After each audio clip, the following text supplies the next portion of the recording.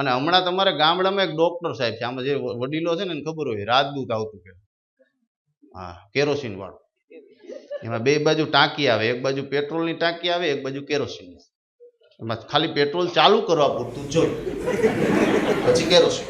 તે અમારા એક ડોક્ટર સાહેબ રહ્યા ને એને બરોબર સમજો આમ ટાંકી જ પેટ્રોલની નહોતી બની, બોલો ખાલી કેરોસીન. ચાલુ કરવા હાટું શું કરતા, આમ કરીને પેટ્રોલનું ઇન્જેક્શન ભરીને નળીને દઈ દઈએ, ગરમ થઈ જાય એટલે પછી કેરોસીનમાં બમ ભાટ જાય. સાહેબ ગમે એને પૂછો ગામમાં કે સાહેબ ક્યાં આ સફેદ લીટો દેખાય, હા એ કઈ બાજુ જાય કે ગામ બાજુ, તો સાહેબ ગામ. બહાર બાજુ જાય તો કે સાહેબ બહાર. સાહેબ ઘટના હવે બની બરોબર, સાહેબ ને હજી આમ પેટ્રોલનું ઇન્જેક્શન ભરવું ને છોકરો ને કાકા બે આવ્યા, આવીને એને કીધું કે સાહેબ બાપુજીને પેટમાં બહુ તકલીફ છે, ઇન્જેક્શન આપી દો. સાહેબ કાંઈ વાંધો નહીં, હુવડાવી દો. ટેબલ ઉપર બાપાને હુવડાવ્યા, પેટ્રોલનું ઇન્જેક્શન ટ્રેમાં મૂક્યું, દવાનું ભર્યું. હજી દવાનું ભરતા હતા ને ત્યાં કોઈક મારા જેવો આવી ગયો વાતું કરવા. ઓલે સાહેબ વાતું એ સાહેબ ચડી ગયા, તે ઓલું દવાનું ટ્રેમાં મૂક્યું. થોડીક વાર થઈને છોકરાએ કીધું કે બાપુજીને બહુ તકલીફ છે, સાહેબ આપી દો ને. સાહેબ કે કાંઈ વાંધો ના, દવાનું મેલ પડતું, પેટ્રોલ ઓન બાપાને ઠપ કર્યું, આમ ઇન્જેક્શન પૂરું ને આમ બાપાએ હળી કાઢી છે. સાહેબ સફેદ લીટો મારે જાય, બાપા પીળો મારે ગયા. હા તે પછી સાહેબ ને છોકરો બે વાય ગયા, તે બાપા 2 કિલોમીટર ખેતરમાં ઢગલો થઈ ગયા. હળવેક દઈને સાહેબે પૂછ્યું ઓલા છોકરાને કે તારા બાપાની ઉંમર કેટલી છે, કે 80 વર્ષ. સાહેબ કે મારું બેટું મોડલ જૂનું પણ એવરેજ બહુ એવરેજમાં બેઠો. અને હમણાં એક જણો બહુ ભણ્યો સાહેબ, બહુ ભણ્યો, 35 વર્ષ સુધી ભણ્યો. 35 વર્ષ સુધી ભણ્યો ને પછી એક દવાનું સંશોધન કર્યું. અમે એવી દવા સાહેબ લઈ આવ્યો, તમે આમ પીવો એટલે 20 વર્ષ નાના થઈ જાવ. હવે આપણને ખબર માણસ બધું સંશોધન કરીને છેલ્લે ઘરે જ આવે. આવ્યો ઘરે, 60 વર્ષના એના બા બેઠા હતા ડેલી, કે બા કે હા દટા આવી ગયો, કે હા કે આ એવી દવા બા શોધી આવ્યો છું, તમે પી જાવ ને સીધા 20 વર્ષ ઘટી જાય ઉંમર. બાકી કાંઈ વાંધો નહીં, ડબ્બો મૂક્યો ને ગયો નાવા. બાયણે નીકળો ને તો એક 20 વર્ષના બેન બેઠા હતા. તને પૂછ્યું કે બેન મારા બા બેઠા હતી ક્યાં ગયા, કે હું તારી બા સૌ 2 ગોળી પી ગઈ છે. એટલે બોલો ગોળિયામાં છોકરું રોવાનો અવાજ આવતો.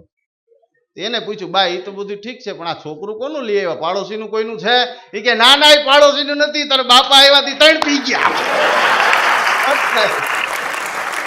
હા ને હમણાં તો મેં 2 પોપટ પાડ્યા, 2 પોપટ મેં પાડ્યા, તે ધનાએ મેં ના પાડી. બોલો કે તે 2 પોપટ પાડ્યા, હું 2 મેં ના પાડું. મેં કીધું કાંઈ વાંધો નહીં પાડે.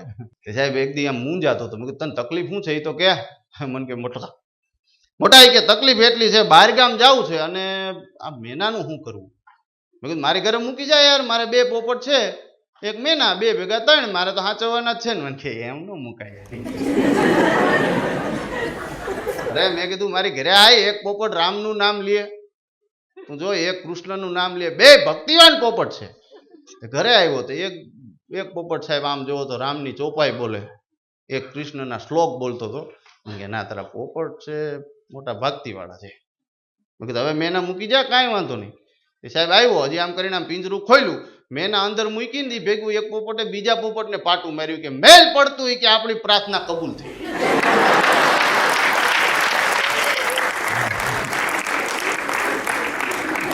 અને હમણાં બરોબર આ ઓલે આપડા જૂની વાત આવતી ઓલી કુવાળી વાળી, ખબર હોય કઠિયારો લાકડા કાપતો હતો ને કુવાળી કુવામાં વહી ગઈ. આ તો ત્યાંથી આગળ તમને કહું લ્યો, તમે એટલું જ ભણ્યા છો સાહેબ. કુવાળી કુવામાં વહી ગઈ ને પછી એને ભગવાનને પ્રાર્થના કરી, મહાદેવને પ્રાર્થના કરી. મહાદેવ ક્યાંક નજીકમાં હતા, પ્રસન્ન થઈ ગયા કે માગ કે ભગવાન માગવું કાંઈ નથી, પણ મારી આજીવિકા સમાને કુવાળી હતી ને એ કુવામાં વહી ગઈ. એટલે ભગવાન કે કાંઈ વાંધો નહીં, પણ ભગવાનને એમ થયું કે માણસ છે એટલે એકવાર નીતિ ચેક કરવી જોઈએ. ભગવાને આમ કરીને સાહેબ હોનાને હાથાવાળી કુવાળી દીધી, આ તારી? બોલો કે ના ભગવાન આ આપણી નથી. તોય ભગવાન એમ થયું હજી એકવાર આને ચેક કરવા દે. ભગવાને આમ કરીને આમ કર્યું, હીરાથી જડિત કુવાળી લેવા, આ તારી? બોલો કે ના ભગવાન આ મારી નથી. ભગવાને 3જી વાર સાહેબ આમ કર્યું, એટલે એની હતી ની ઓરિજિનલ લઈને એને આપી.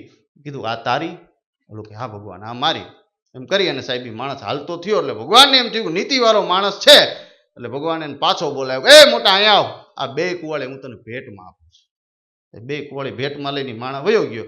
હવે સોનાની ને હીરાની કુવાળી મળે પછી હું લાકડા કાપે વેચીને મર્સિડીઝ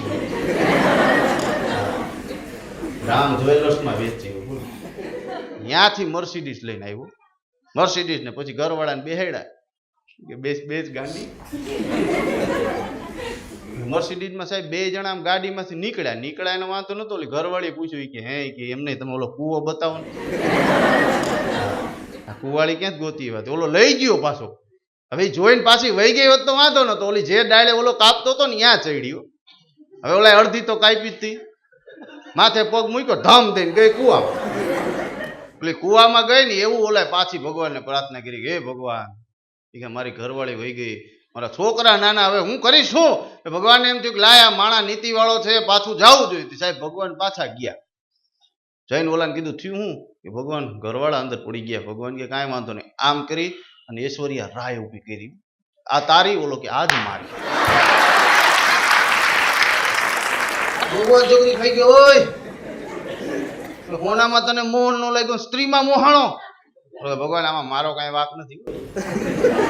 કા કે આમાં પેલા કે તમે ઐશ્વર્યા લઈ આવો, પછી માધુરી ઊભી કરો, પછી ત્રીજી વાર મારી હતી ઈ લઈ આવો, અને પછી આ બે ભેટમાં દો તો મારે જાવું ક્યાં? એ ખતવાતું નથી.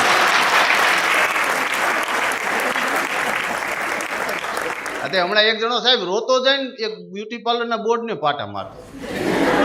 હા, રોતો જાય ને પાટા મારે, આને મારી જિંદગી બગાડી. તારી જિંદગી આ બ્યુટી પાર્લર ના બોર્ડે કેવી રીતે બગાડી? મારી જિંદગી બગાડી. પણ મને કેતો ખરો કેમ બગાડી? મને કે ભાઈ કેમ મારા લગ્ન થયા ને હું જોવા ગયો તો. મેં કીધું હું ગયો તો. કે હું જોવા ગયો ને તે બધાએ કીધું તું તાર ઘરવાળી અસલલાલની રાણી જેવી છે. તે જોવા ગયો તો નહોતી, મને કે અસલલાલની રાણી જેવી છે. મેં કીધું પણ તો પછી તને વાંધો શું છે એમાં? તું બોર્ડ ને શું લાગે વળગે એ મને કે, બોર્ડ ને શું કામ પાટા મારે? મને કે ભાઈ કે ઘરે આવીને મોઢું ધોયું તો ખબર પડી આ કાળીની રાણી છે. કાળીની રાણી હતી અને પાસ દીધા એ ન થયો.